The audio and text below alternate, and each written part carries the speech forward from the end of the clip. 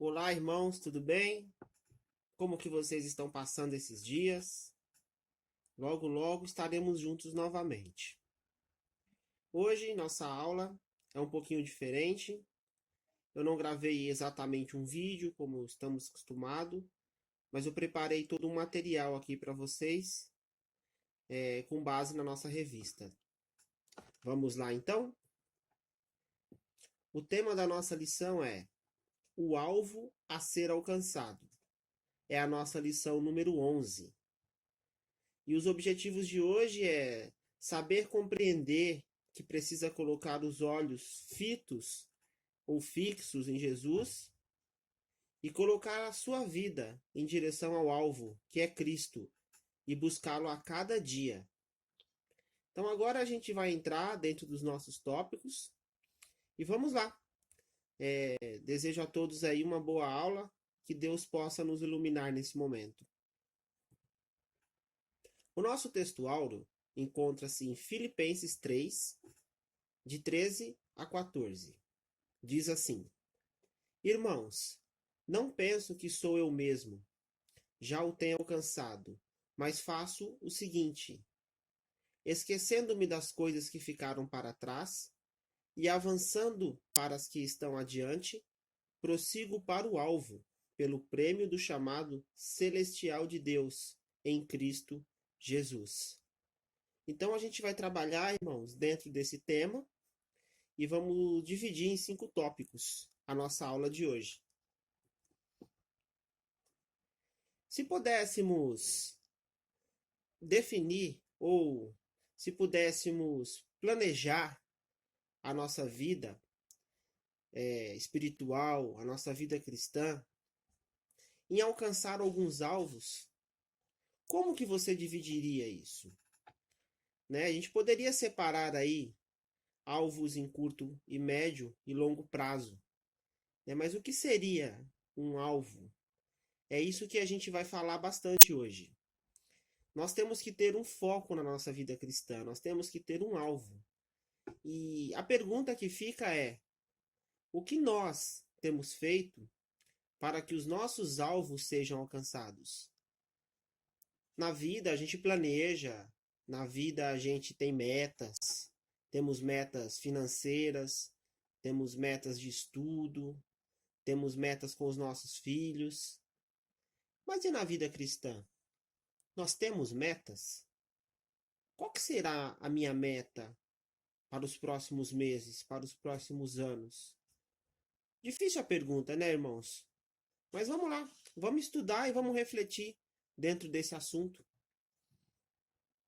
O primeiro tópico traz a seguinte mensagem: o cuidado com quem e o que estamos aprendendo.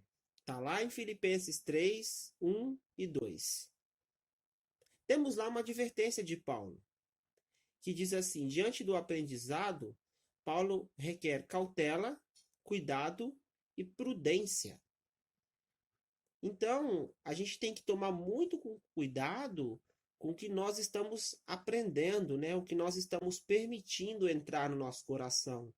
Temos que tomar muitos cuidados. Agora, no século XXI, nós temos muitas heresias sendo pregadas, né? Nós sabemos disso. Muitas teorias da prosperidade, da cura, né? Vamos sempre lembrar dessa advertência de Paulo, que ele requer cautela, cuidado e prudência. Um segundo motivo da advertência de Paulo é: a ideia é não deixar de olhar, não pode passar despercebido todo tipo de ensino. Então, digamos que, abre aspas, temos que ter um filtro, né? Um filtro espiritual, vamos dizer assim. Qual que é a base desse filtro? A base desse filtro é a Bíblia, é a palavra de Deus. É nela que a gente vai pegar aí as heresias, que a gente vai detectar que aquilo que está sendo ensinado não provém do nosso Senhor. Então esse filtro ele tem que estar bem alinhado, né? E a base dele é a Bíblia, porque senão a gente se contamina. Paulo usa lá nesse tópico, na passagem bíblica, ele fala sobre cães, maus obreiros, e também fala da circuncisão. Ou seja, Paulo é um exemplo, né, a ser seguido. Ele sabia identificar muito bem aqueles que poderiam fazer o mal aos crentes. Muitas vezes a gente cai, né, irmãos? Quantos de nós já não sofremos o mal por alguém ou por alguma situação? Pelo simples fato de sermos cristãos, pelo simples fato de querer ajudar o próximo. A gente tem aí inúmeras experiências, garanto que vocês aí, se pudessem falar nesse momento, vocês iriam, né, colocar aí muitas e muitas experiências, né, de crentes, né, como crentes que sofreram aí algum tipo de mal. Mas o que vale aí é a reflexão, tá? A gente precisa aprender a definir isso, tá? Vamos detalhar um pouco melhor. Eu tenho aqui esses slides que eu vou ler para vocês. A pergunta que vale para todos é: o que tem feito parte do nosso aprendizado? É uma pergunta. O que tem feito parte do nosso aprendizado? Aí vem a segunda pergunta: o que tem feito parte do nosso aprendizado alimenta, nutre ou fragiliza o alvo da nossa fé? Uma segunda pergunta para nossa reflexão: o que tem feito parte do nosso aprendizado traz clareza ou embaraços para focarmos o nosso alvo? Uma terceira pergunta para reflexão: o que tem feito parte do nosso aprendizado consolida a busca do alvo ou bombeia a busca dele? E a quarta é: o que tem feito parte do nosso aprendizado? Os ensinos que recebemos e de quem recebemos ajuda fazem o alvo ficar mais próximo ou mais distante? Então são 4 perguntas aí que fica para nossa reflexão, né? Vamos ficar aqui na última. Aonde está, né, o nosso alvo? Ele está próximo da gente ou ele está distante da gente? Os ensinos que estamos recebendo, ele está deixando eu mais próximo do meu alvo ou mais distante? Então vamos falar desse alvo? Esse alvo é Cristo Jesus. Esse alvo é o Evangelho. Esse alvo é a nossa perseverança e obediência a Deus. Né? Eu estou longe ou eu estou perto desse alvo? Se eu pudesse medir em distância, em que distância eu estaria? O que eu estou aprendendo no dia a dia, o que nós estamos aprendendo, me aproxima ou me distancia cada vez mais? É algo para que possamos refletir, que está dentro do nosso contexto da aula, tá bom? O nosso segundo tópico vai falar que nem sempre perder é derrota, quando perdemos para ganhar Cristo. Está lá em Filipenses 3,7. Esse texto ele é muito rico e ele traz um esclarecimento. Paulo diz que muitas coisas em sua vida, que antes eram importantes, ele havia renunciado por amor a Cristo. Perdeu para ganhar. Lembrando, irmãos, que no Evangelho, na vida cristã, normalmente a gente precisa perder para ganhar, né?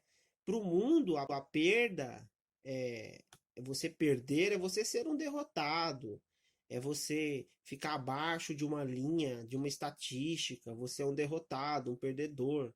Mas no mundo espiritual não é assim. A gente precisa primeiro perder para depois ganhar, né? Cristo primeiro cuida das nossas feridas. Então, naquele momento que a gente se converte, a gente passa por um processo de transformação. E muitas coisas a gente precisa perder mesmo, porque a gente não precisa delas. E aí sim, a gente começa a ganhar outras coisas muito mais importantes na nossa vida. A proposta do nosso coração muitas vezes tem sido a de querer a Cristo, contanto que eu não precise deixar as minhas conquistas pelo pecado. Temos que tomar muito cuidado com isso. Eu quero a Cristo e ao mesmo tempo eu não quero deixar as minhas conquistas que o pecado me deu. A gente tem que tomar muito cuidado com isso. Por outro lado, nossos olhos precisam estar fitos em Jesus. E para que isto seja real em nossas vidas, né? Entenda que nem sempre perder significa derrota. O perder na vida cristã faz parte do processo de amadurecimento. A gente precisa passar por esse processo. Se a gente passar uma vida inteira só acumulando, abre aspas, bênçãos na nossa ótica de olhar, a gente precisa prestar bem atenção se Cristo realmente é real nas nossas vidas. Porque todo cristão tem as suas perdas, tem as suas derrotas, tem a parte difícil da sua vida. Então a gente precisa refletir dentro disso, né? Que nem sempre a perda, né? O mundo analisa isso como uma perda, significa uma derrota para a gente. Então, tudo contribui para o bem daqueles que amam a Deus, correto? Então, é um ponto de reflexão aí dentro da nossa aula. O terceiro tópico da nossa aula vai falar lá em Filipenses 3,13, com o seguinte tema: nossa vida não deve ser motivada pelo aprisionamento do passado. As coisas passadas só devem ser lembradas se forem para ações de graças e júbilo diante do Senhor. Nada de ficarmos presos no passado. Tudo bem, todos nós não podemos nos esquecer do nosso passado. Isso é uma coisa, mas ficar preso nele é uma coisa completamente diferente. Então, agradecer a Deus pelas lutas, pelas vitórias que aconteceram no nosso passado, faz parte da nossa integridade cristã. Mas não podemos, de forma nenhuma, ficar presos dentro desse contexto. Quem vive no passado, com lamentações, não tem tempo para olhar o que está à frente e perseguir o grande alvo da fé. Orar em favor daqueles que estão vivendo traumas do passado, quer seja na vida familiar, no trabalho, na vida sentimental, ou complexos de culpa por algo negativo que tenha feito. Que cada uma dessas pessoas não permita que o passado as conduza. Cada um, irmãos, age de uma forma diferente com as mazelas, com os problemas que a vida nos traz. Devemos orar, devemos orientar, devemos conversar, pôr nas mãos de Deus, dentro desse aspecto, tá bom? O nosso tópico 4 trata do tema que está lá em Filipenses 4,6. Deve ser desenvolvido em nós o exercício da confiança na providência divina e não na ansiedade humana.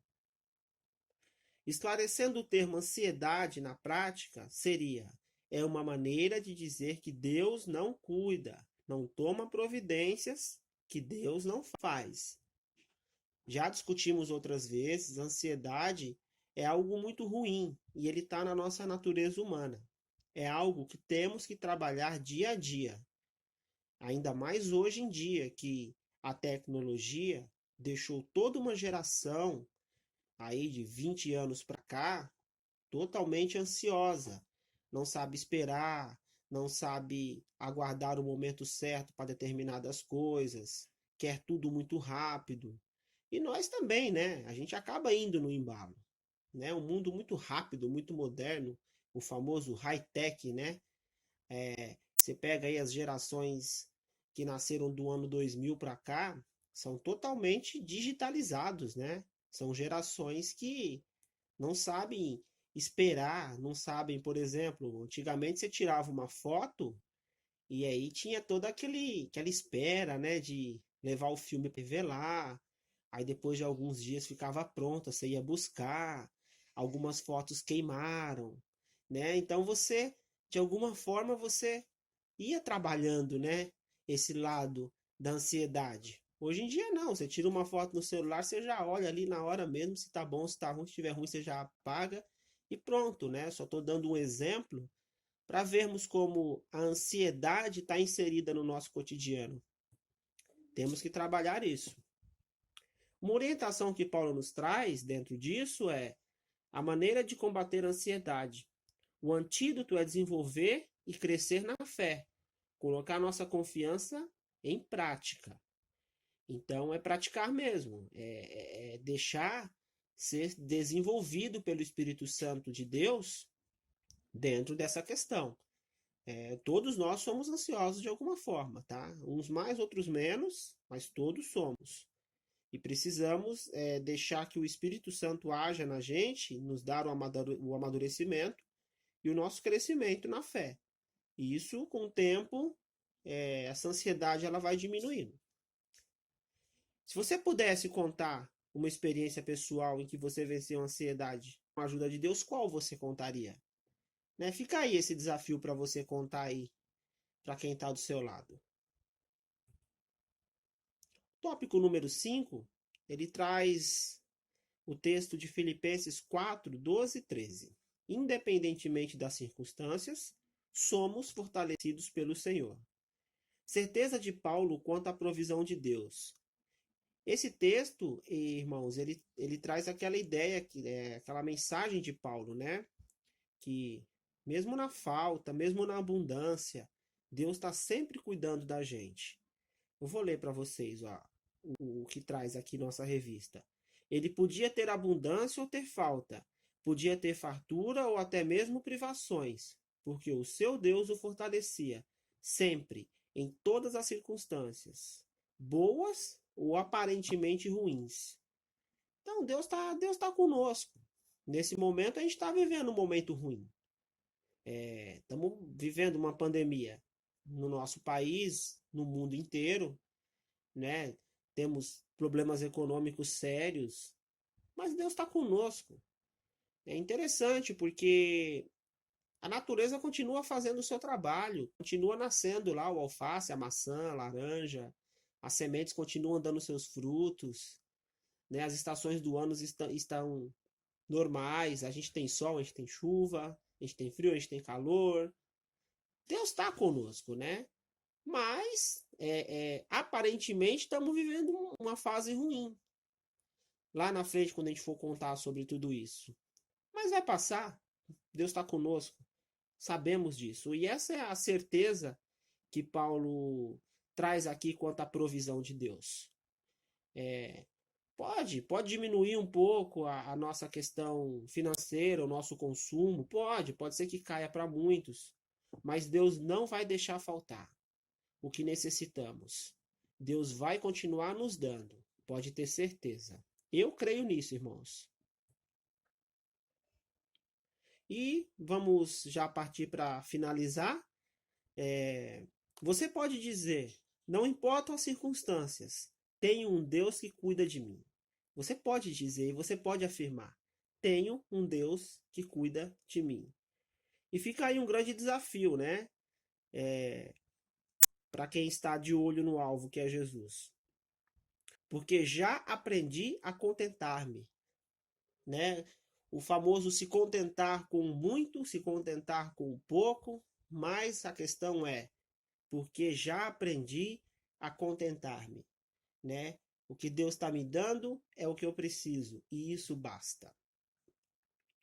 E vamos partindo para o final, né? Peço para vocês leiam as revistas, o finalzinho dela lá, a conclusão, né? E um desafio para vocês aí fica, né? Fazer uma lista de 3 alvos diários para a sua vida cristã, né? E a realização desses alvos levará vocês a muitas vitórias. Então anota lá. Pega um papelzinho, anota lá 3 metas, 3 alvos que você tem na sua vida cristã e põe dentro da sua Bíblia. Deixa lá. Sempre que você for ler a Bíblia, você vai dar uma folhada, você vai ver, opa, meus alvos estão aqui, vou orar por eles. E fica firme nele. Em algum momento vocês vão ver o milagre acontecer. Deus vai permitir que você conclua. Então essa é a nossa conclusão. Tá lá na nossa revista. Eu não vou ler por questão de tempo, o vídeo já está ficando um pouquinho longo, tá bom? Mas A pergunta que fica para que vocês leiam na conclusão, como colocar nossa vida em direção ao alvo e buscá-lo? Né? Vocês têm lá na revista, lá no finalzinho, 4 tópicos. Peço que vocês leiam. E aqui a gente vai encerrar. Desejo a todos vocês uma boa semana. Que Deus os abençoe.